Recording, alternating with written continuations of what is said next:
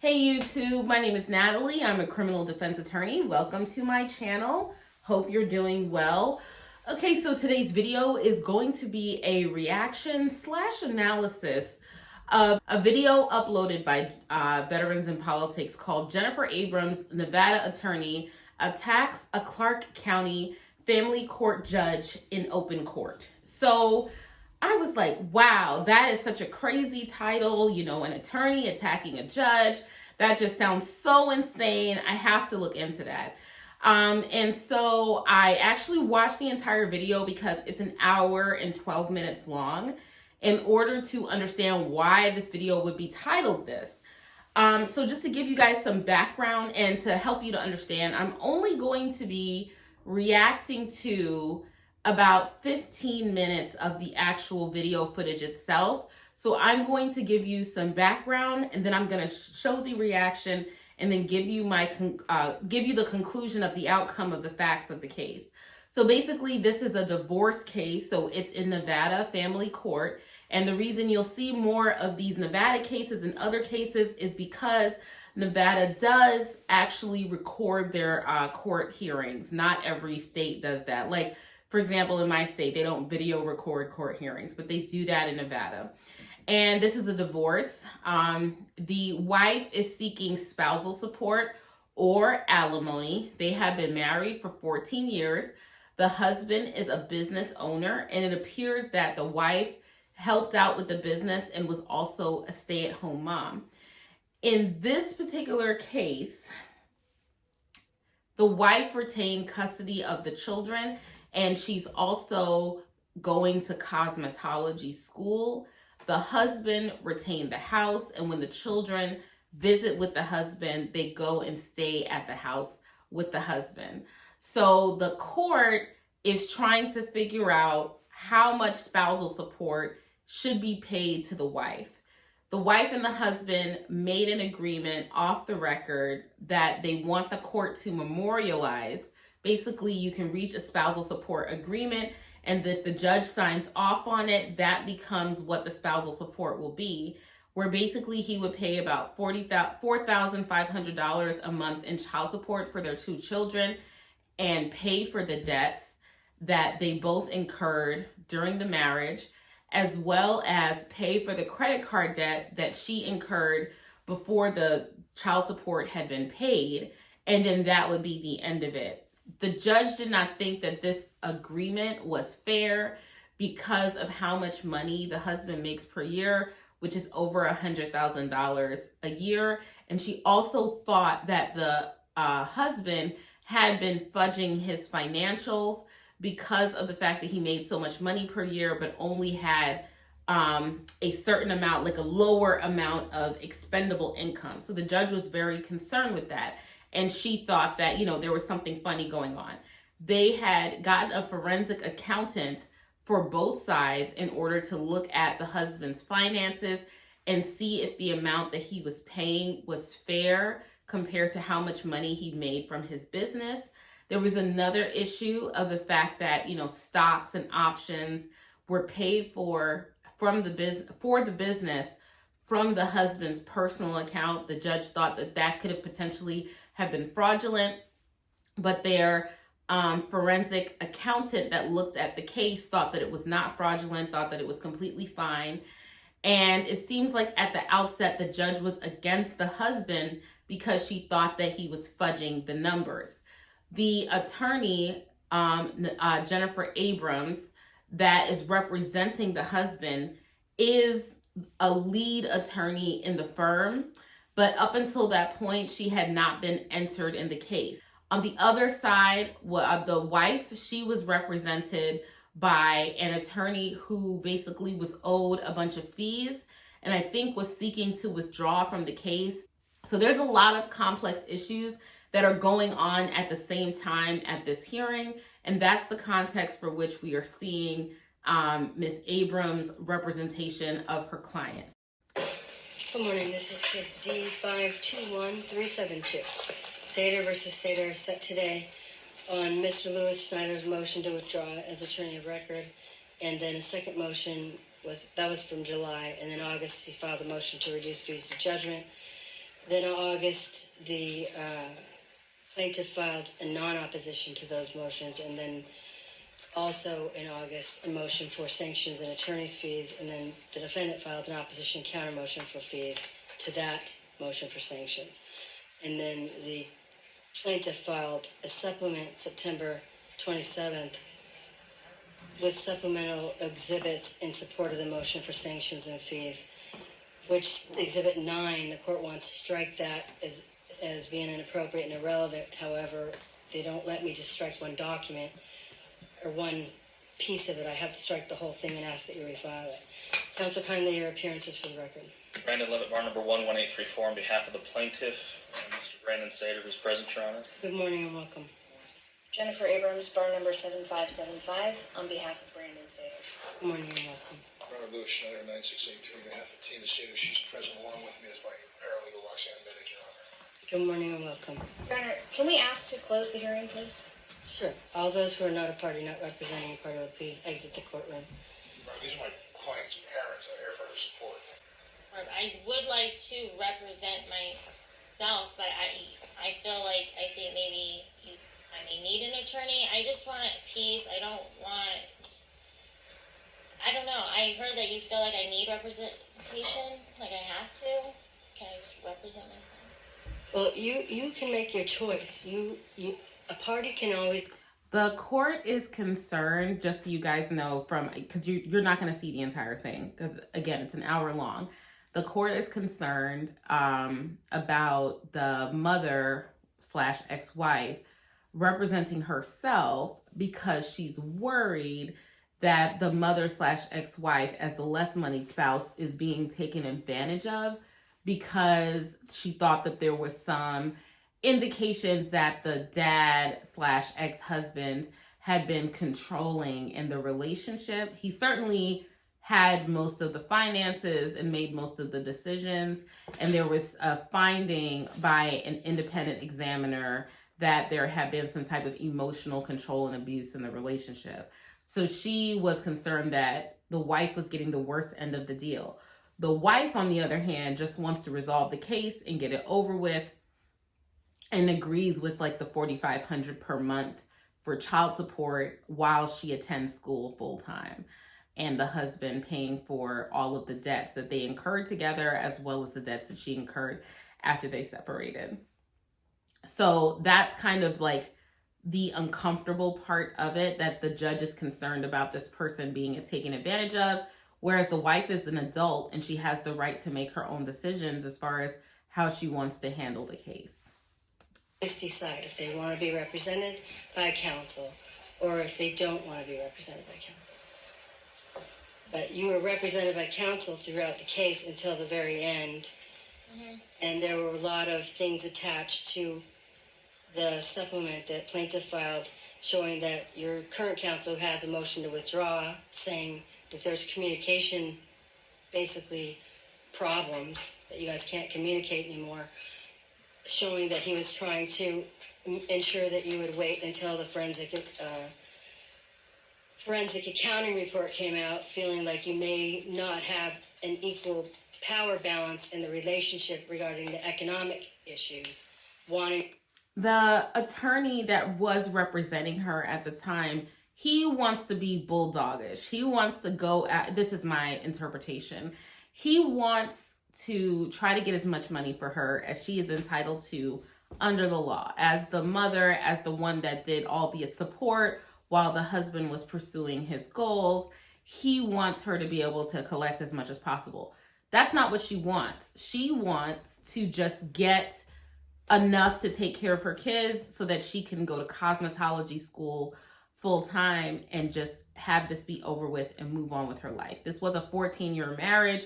It just seems like she doesn't want any more conflict. And that's the hard thing about family cases. It's, I'll give me a murder case every day. A divorce, no thanks. A lot of the times the way that the attorney is paid, especially if it's a contingency or something, they're paid for how much their client gets out of the case. So if the client is undercutting themselves, the attorney might be, promoting a more bullish approach to how to settle or close out issues of alimony and child support.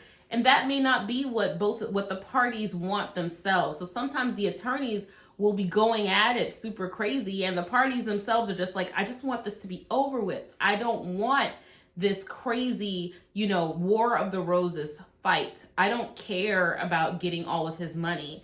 And so they definitely had a breakdown in communication, and so he was asking to withdraw.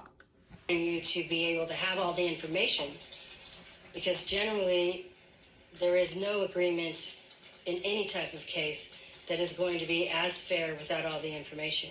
When you have all the information, pretty much most people can make a fair agreement.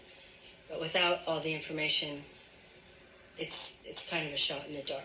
The judge is saying to wait for the forensic examination of the counting to come back before deciding that you just want to settle for $4,500 a month.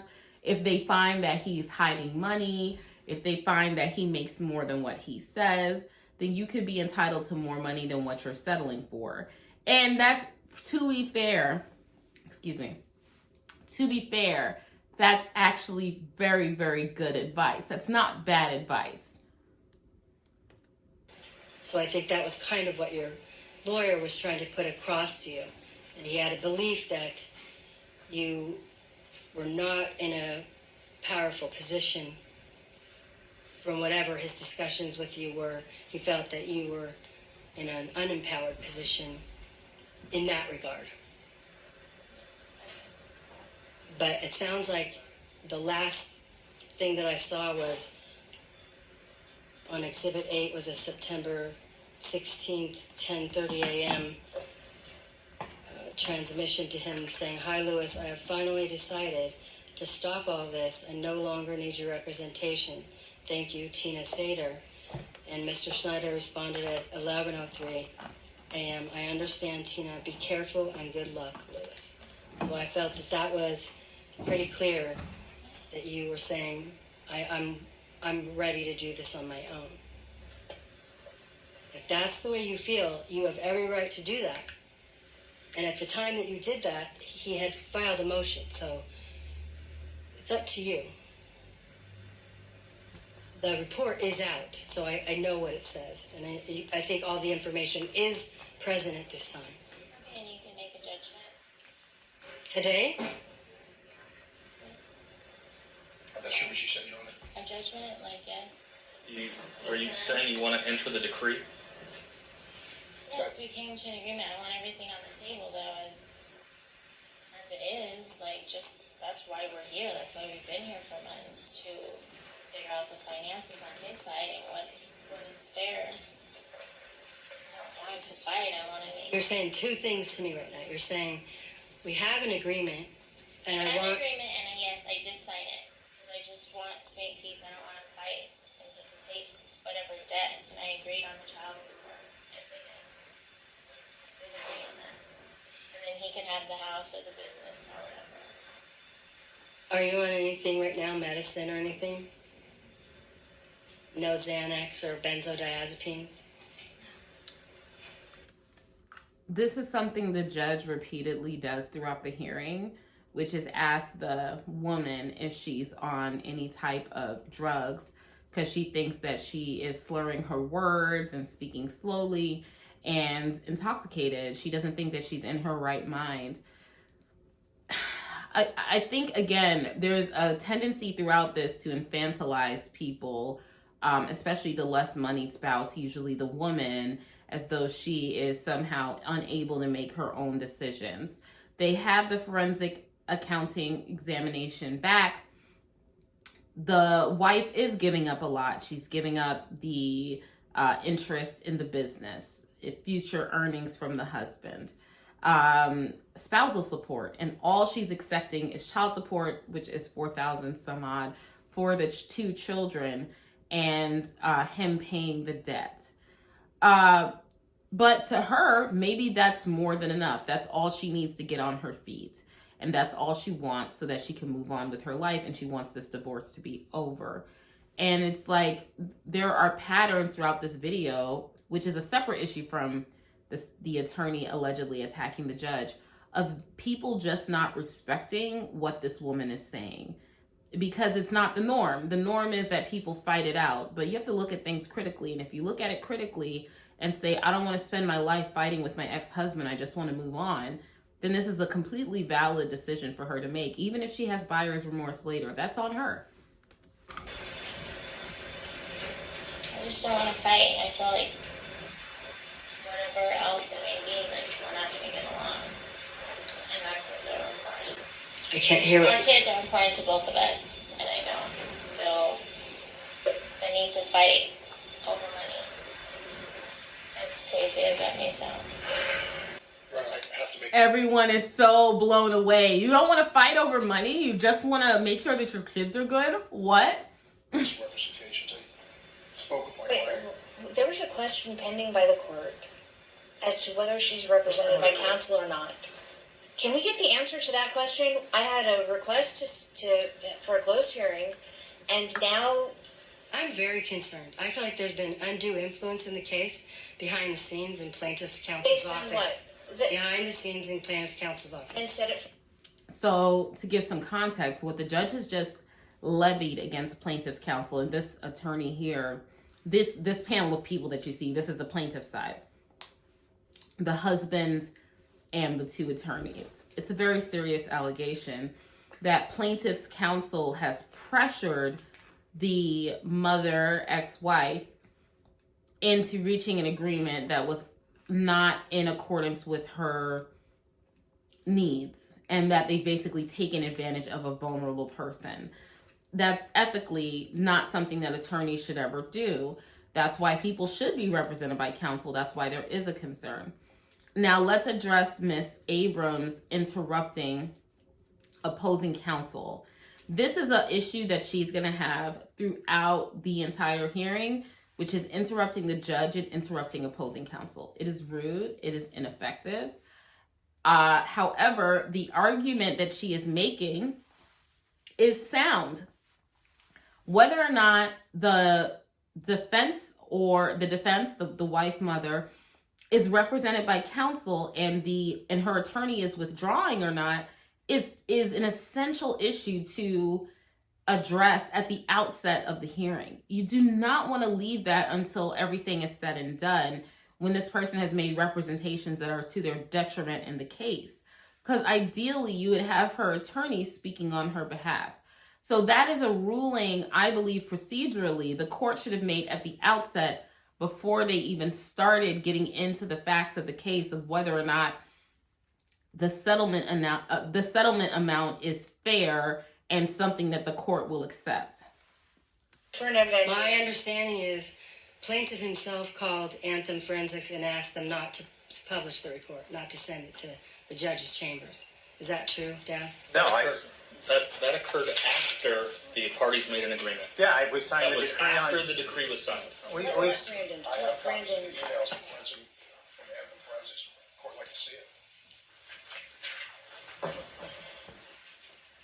Thank you. Thank you, Judge. You know something, Judge? If Anthem had found anything, maybe that would be relevant. Anthem's report. Jennifer, your client filed an affidavit. I want to also add that there's a lot of moving parts here context wise. So this Anthem is the forensic accounting firm, and the dad / ex-husband, the plaintiff's side, called them and said, could you please not submit the report to the court? The way that defense counsel made that seem was that he was trying to do something untoward by saying, don't submit the report. When in fact, what he was doing was trying to stave off something that was unnecessary, because he believed that they had made an agreement with the ex-wife. We've reached an agreement. We don't need to submit this report because the judge is not going to make a finding on what the alimony and child support amount should be. We've agreed to a settlement. We don't need that. Another piece of background here is that when it comes to things like forensic examiners for accounting, experts on child care, so sometimes there'll be forensic child psychologist that will be consulted on a case to determine things like custody. The parties pay for that. And as the plaintiff and the more money person, he's paying for that forensic accountant. And so he's probably trying to stave off the additional costs. The more money he pays in the litigation of the case, the less that's available for child support and paying off the debts. If there even was alimony, to pay alimony, you have to pay for your attorney. You have to pay for any experts. You have to pay for any filing fees. It's very, very expensive to fight a divorce case, to fight a child custody case or a child support case, especially if you're not in the position to be indigent to qualify for like a legal aid. And I don't even think Nevada even has that. Like, unless you're completely indigent, you don't have the right to, even when you're completely poor, you don't even have the right to have an attorney to represent you for these things. So unless there's some type of organization who's willing to step up and help you, all of this is coming out of your own pocket. So I am not moved to think that the father was doing something untoward by reaching out to this company that he's paying and saying, hey, please don't submit this report. Like, let's stave off any additional costs. That's how I read it, but it was made to seem like it was something untoward. Now, another thing, once again, you have Miss Abrams interrupting, which again, I do not think is appropriate, that she should definitely wait her turn to be addressed. What you should do is you should write down things as they come to your mind, and when the court, and then say, Your Honor, may I please address the court as to this issue when the other person is finished speaking, and then go to the points that you've written down. So that's a stylistic issue that I have with her, but content-wise, I think she's very correct in the arguments that she's making, which is like, my client, which is that my client is not some like creepy guy who's trying to keep the court from knowing what his finances are. And if you actually look at the report, there's no showing in the report that he's doing anything wrong or hiding any finances. And I'd also like to point out that, this is titled Attorney Attacks a Clark County Family Circuit Court Judge in Open Court.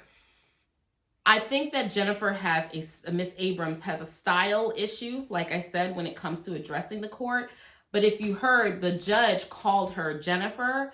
I have a sneaking suspicion that the judge knows Miss Abrams, that like they've either practiced across from each other before when the judge was still an attorney, or Miss Abrams has appeared in front of that court multiple times, which I think is what you'll get the context from before. They may have even known each other from law school. It seems like they know each other. And so Jennifer's having a hard time, I should say Miss Abrams, not overstepping, but so is the court. The court should not refer to her as Jennifer. The court should refer to her as Miss Abrams. That's not appropriate to refer to an attorney by their first name in court. And the judge is not doing it to be rude or anything like that. I'm just saying that she's doing it out of probably habit, which leads me to think that she knows Miss Abrams, which is why Miss Abrams is sometimes inappropriate in her way of speaking to the court. So what I guess a lay person may read as an attack is really just an attorney making salient arguments, but forgetting to do it with the level of decorum that's necessary in order to conduct yourself in court.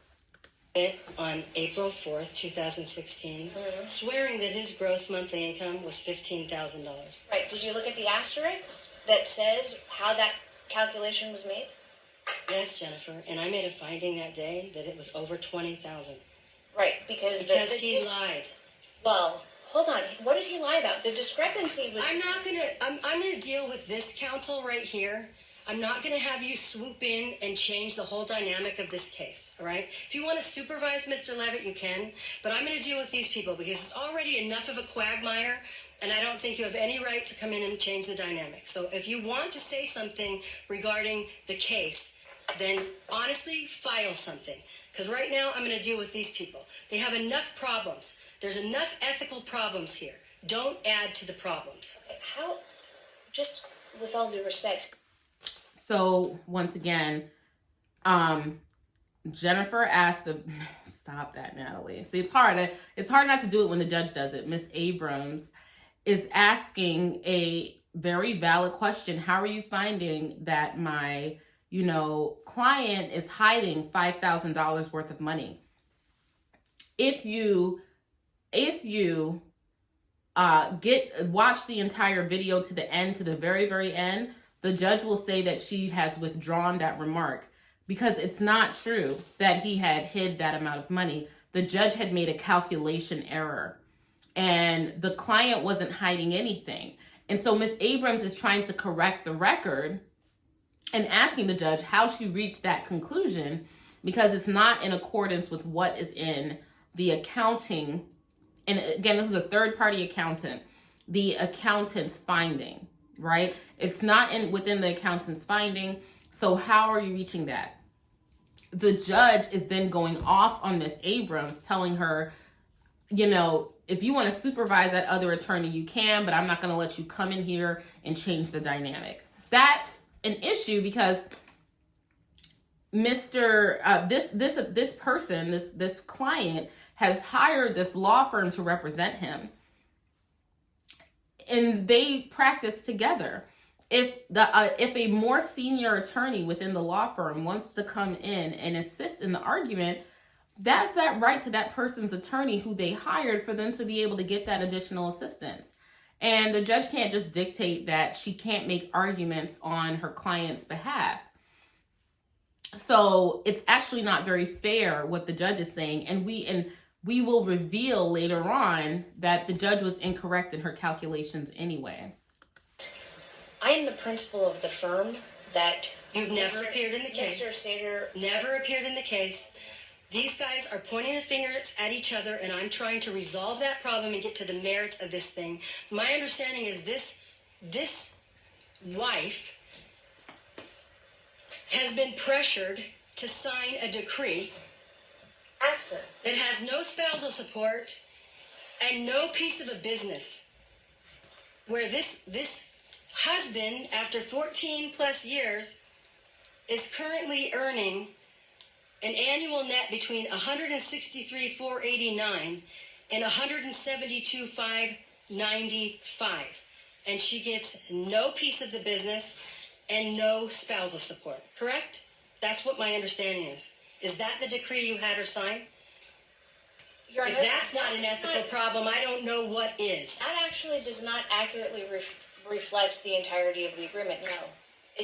And spoiler alert, as you go on, it does not accurately reflect the entirety of the agreement. The debts that she incurred after they split up were like maybe $6,000, $7,000, but their joint debts were like $60,000, and he was going to pay for all of that. And the $4,000 a month that he was paying in child support covered all of her expenses. So it's not as though she walked out with nothing. And it seems like the husband is personally bankrupt, not the business. And basically the business is just covering expenses. It's not turning a profit right now. So there are a lot of financial complexities for why the wife was saying, I'm not trying to drag this guy through the mud. I just need some assistance so I can get on my feet while I'm going to school. I don't need alimony. I just want child support.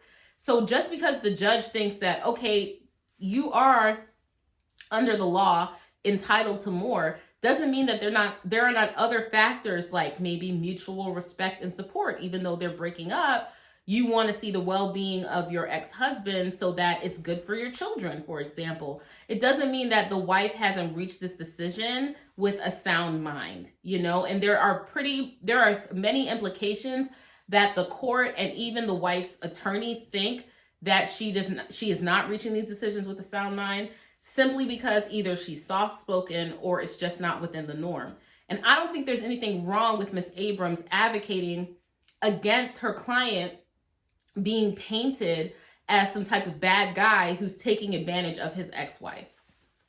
That does not take into account the debt that is being taken on by husband. It does not take into account the obligations that are being assumed by husband. It does not take into account her earning capability. It does not take into account the attorney fees, the expert fees that were had to incurred, that this court already indicated would be divided or reassessed at the time of trial. Well, I hope it's all laid out really well for the court to take a look at, because I have some real concerns about it. And the court is charged with making sure that justice is done and that it's fair. I couldn't agree with that more. And that's true. So here's the good. This is all very interesting. And I don't think that there is, in this courtroom, unlike how this title is written, I don't think there's a bad person in this courtroom. There's no bad guy here. What the judge is doing is out of concern, because it does happen where a party is taken advantage of and another party is hiding their money, and the less money person is just so exhausted with the whole thing, they just want it to be over with. And 5 years down the line, they're completely, indigent, bereft of any type of resources. They're screwed, basically. And the court is trying to keep that from happening, because when you keep that type of thing from happening, it serves a public interest. If she's taken care of now after those 14 years of marriage while she gets on her feet, then years from now she won't be on public support, for example. She won't be drawing food stamps. She won't be addicted to things out of stress. It reduces the likelihood that people basically end up in the poorhouse on public assistance. If, when a marriage is dissolved, you make sure that both of the parties are taken care of financially. But aside from that public interest, there's also a personal interest and recognizing the humanity of both of the parties and the parties' ability to make decisions for themselves. And so there's all these types of things here. The wife's attorney is not wrong to be concerned. He's not, and Miss Abrams and her firm are not wrong to advocate against the stigma that's placed on, many times when it's a man, placed on the man in the relationship when there's a divorce or child custody dispute, that he's automatically some type of emotional abuser or financial abuser. And it really doesn't seem like the evidence bears that out. And eventually the judge does admit that it doesn't really bear that out. So, okay. More, Your Honor. And I will be checking that very closely. So make sure, if it's not completely within the four corners of that document, that I have something describing how that deal was made, because I won't be signing it unless I can see that. And why don't we go ahead and schedule it for a prove-up so that both parties can testify as to exactly how the terms of the agreement came on. Because I never am going to submit a decree where there's going to be any question as to the validity of the decree. If you have any concerns about that, schedule it. Well, to me, this is not a case where there would be no spousal support. No way. Not a case where there'd be no peace. Have you heard the evidence in the case? I've been reading this stuff. I'm the one who ordered a forensic accounting, which your firm poo-pooed for over a year and didn't get one done, saying, I said, if needed, even though the order was clear, it was ordered. Ordered. Okay? Can I talk about ethical problems, that is an ethical problem. I take any challenges to our ethics very, very seriously. So if you want to point fingers over I was in the middle of a sentence. The ethical problems in this case lie on this side of the table. So what's happening right now, I think, is both sides, and unfortunately, it sucks when you are on one side and instead of fighting against opposing counsel, you're fighting against the judge. But both sides, as in plaintiff's counsel and the judge here, are both making, I think, missteps, and also both making good arguments. So here, Miss Abrams is saying that, look, we are not doing anything wrong. Even though it's not the norm that someone making as much money as he makes does not pay spousal support, based on the evidence in the case. And the evidence includes things like the massive amounts of debt that they have racked up that he has said that he is going to pay all on his own.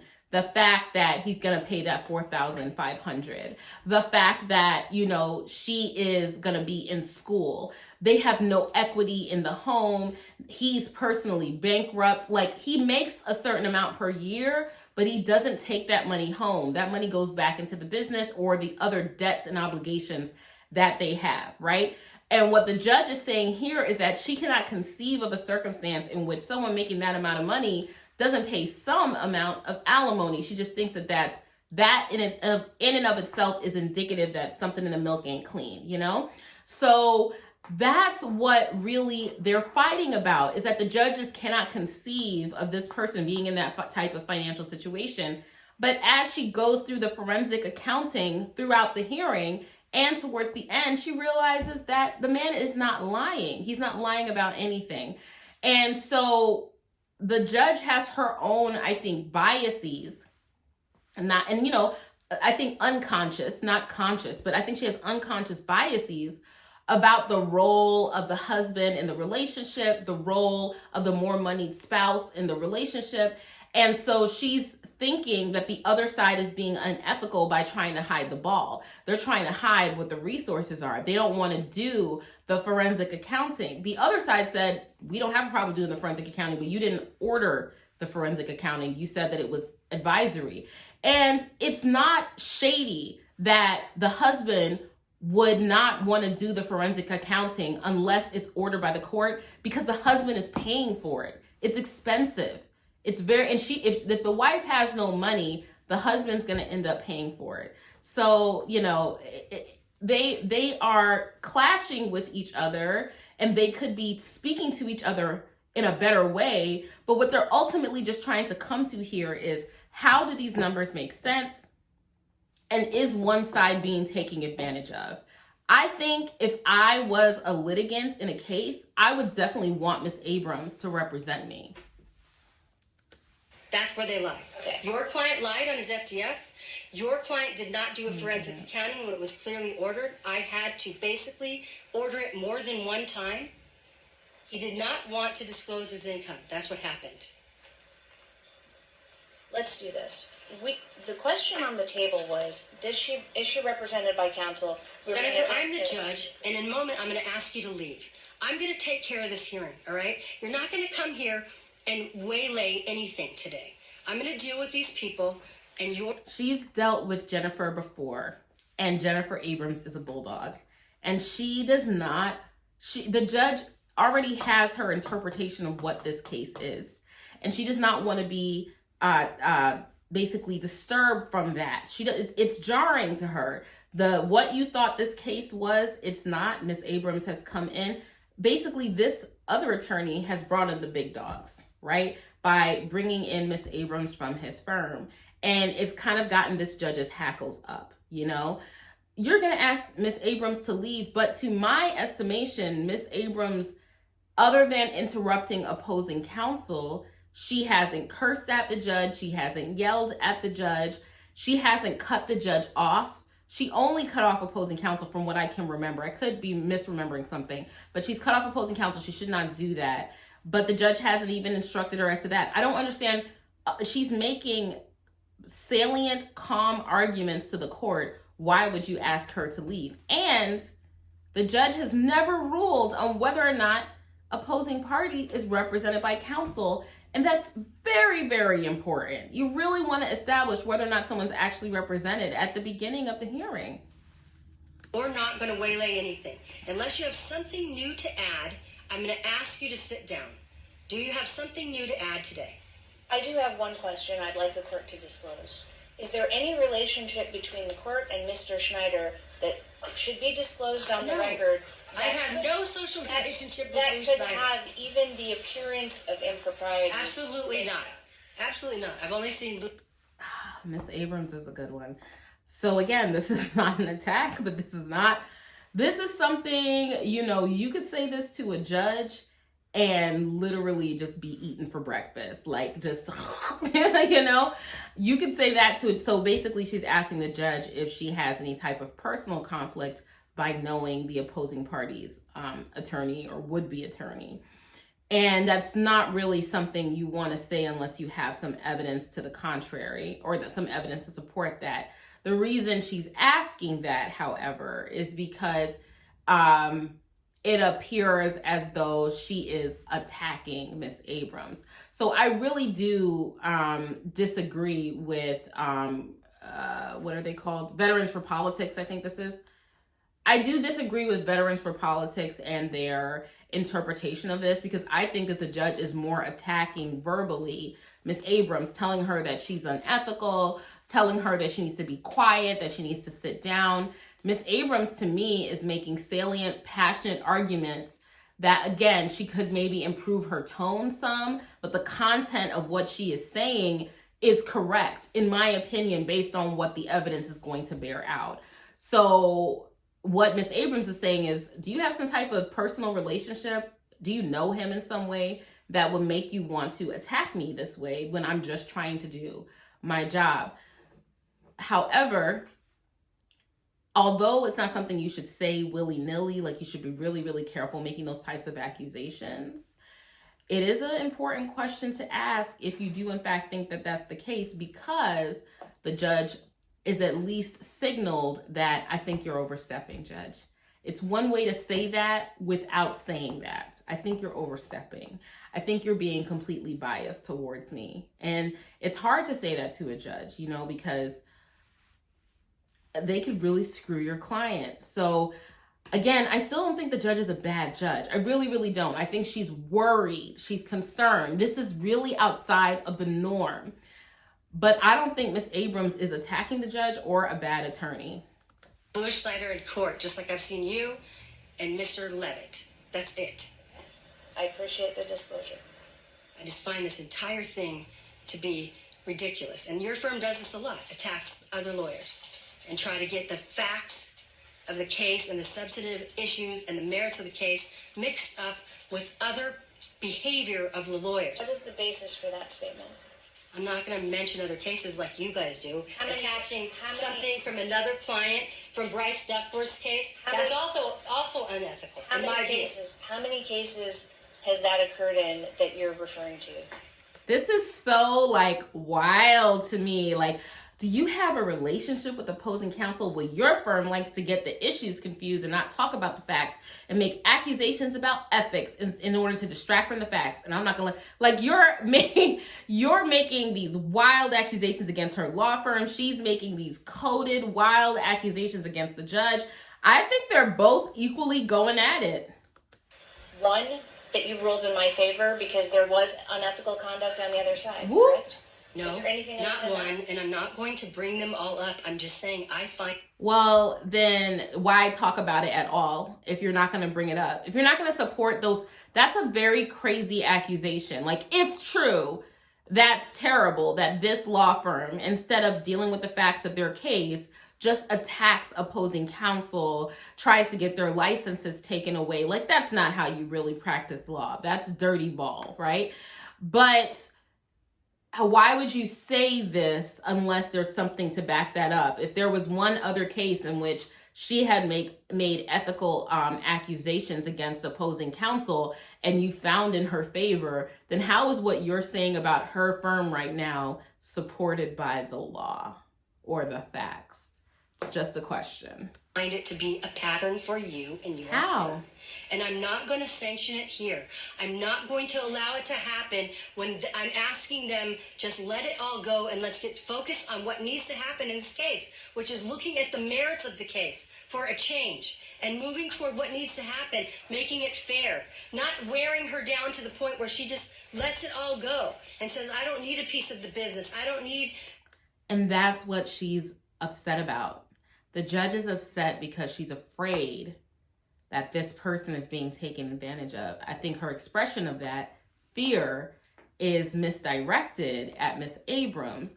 Not once did I hear Miss Abrams call opposing counsel unethical or say that he was doing anything untoward.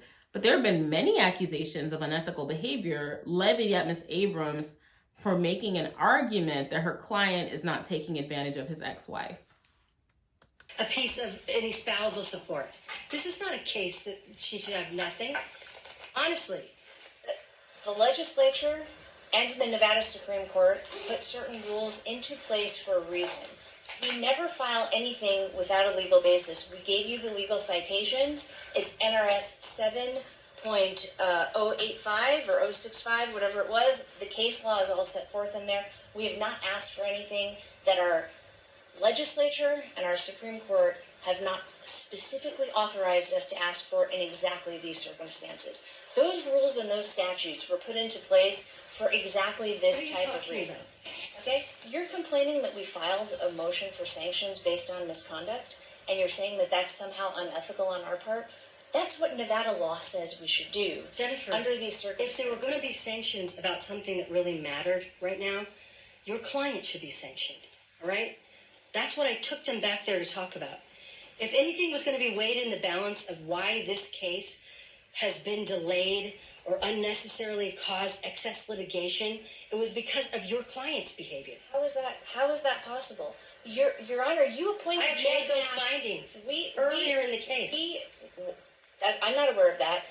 Because you haven't been involved. There was Maybe in the background, apparently. There was an order that was submitted without us having the opportunity to look at it. You're right now multiplying these proceedings. These guys know what's going on. Okay, you know what? You're going to make allegations, just for the record. You're taking up time because you're trying to come up to speed on a case. No, I'm not trying to come up to speed on the case. Let me just make my record, and then I will sit down and I will be quiet. Prior to the beginning of The bailiff is waiting for her to be held in contempt. this hearing, Mr. Levitt and Mr. Schneider were called in the back for a private conversation with you. I specifically asked A for that conversation to take place on the record. My request was denied. I then asked if I could participate in the conversation. I was specifically told that I am not permitted to have any participation in this Between the two conversation. of them and me. Some conversation took place where I would like, if the court would indulge, explain exactly what it is the message was that Mr. Levitt was supposed to deliver to me, because it's not exactly clear as to what that message was. I can go through and rule on these motions, but my ruling is not going to be favorable to his client. It's going to be findings regarding who has caused the excess delays and caused the litigation to cost more money and multiply the proceedings is going to be the plaintiff.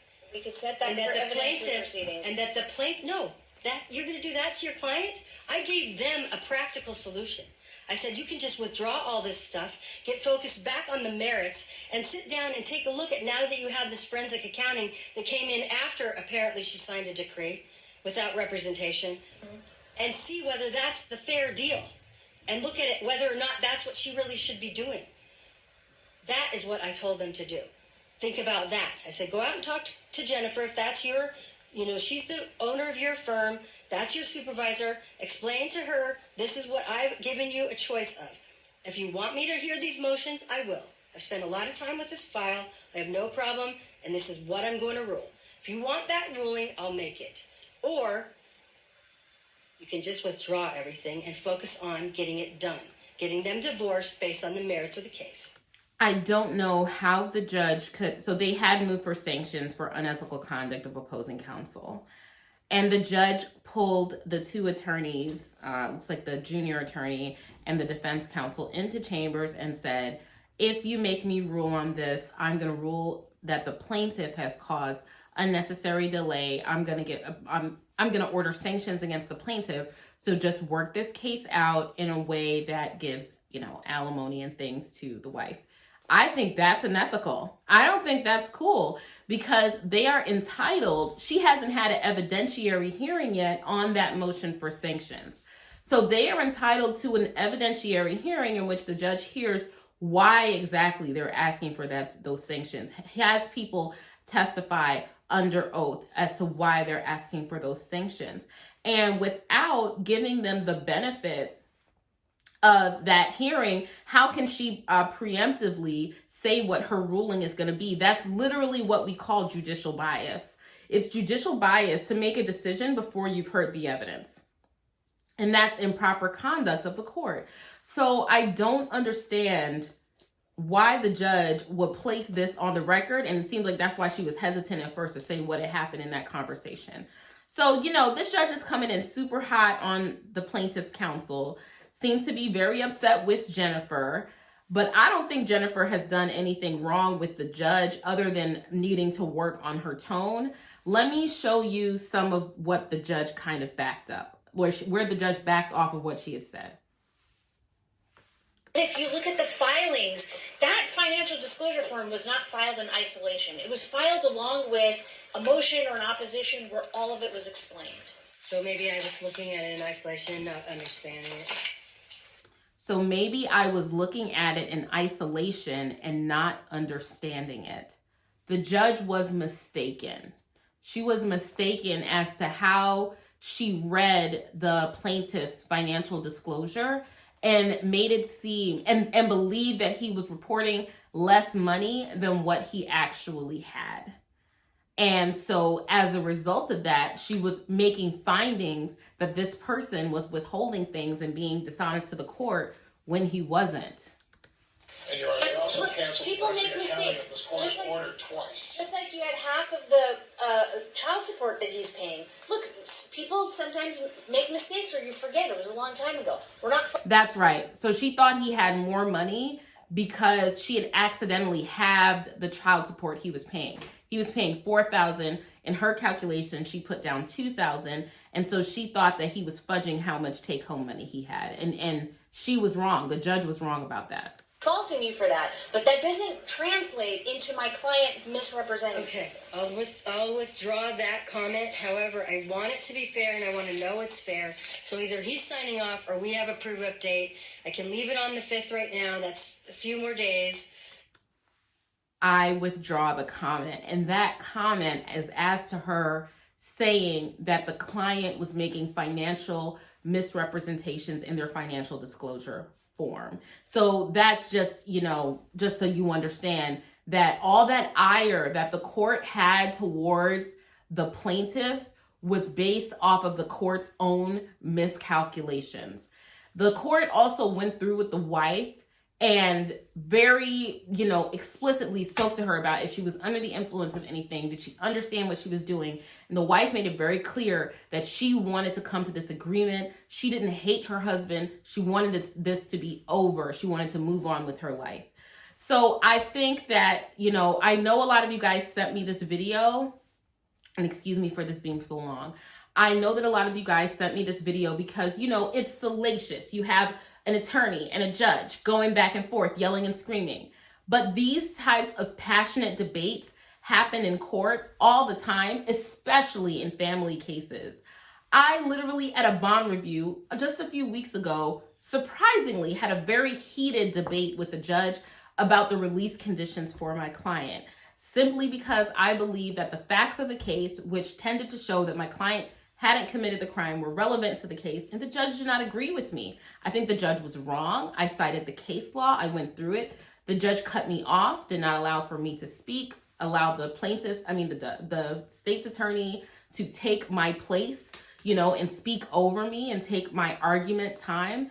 I had to reassert myself, reassert the record, say that, is this for the record? Are these the things that you're saying? When you say for the record, it means that I'm going to appeal the decision that you made, and a higher court is going to look at this thing that you did, and they're going to find, I think, that you did the wrong thing. And so you need to let me make my record. I'm entitled to make my record, because if you don't put what your objections are on the record, the higher court cannot review it, and you've waived the issue. And a lot of times judges want to talk over attorneys and stop us from talking, but we have an obligation to our client to put the issue on the record so that the higher court can hear it in case we disagree with the rulings of the court. So whenever Ms. Abrams was saying things like for the record, she was doing the ethical thing of preserving issues for her client to review upon appeal in case the ruling was not in his favor. I do not agree with the title that Ms. Abrams was attacking the court. And I also don't agree with the description that was just like, public defenders get held in contempt. The judge, basically allowed her to argue even though they were going back and forth. The judge never told her, I'm warning you, I'm going to hold you in contempt. And then Ms. Abrams continued on. There was no reason for Ms. Abrams to be held in contempt. She was making arguments on behalf of it's her law firm's clients. So those are my opinions on this. Even if you disagree with me, I would love to know what your opinions are as well. And I'll talk to you later. Bye.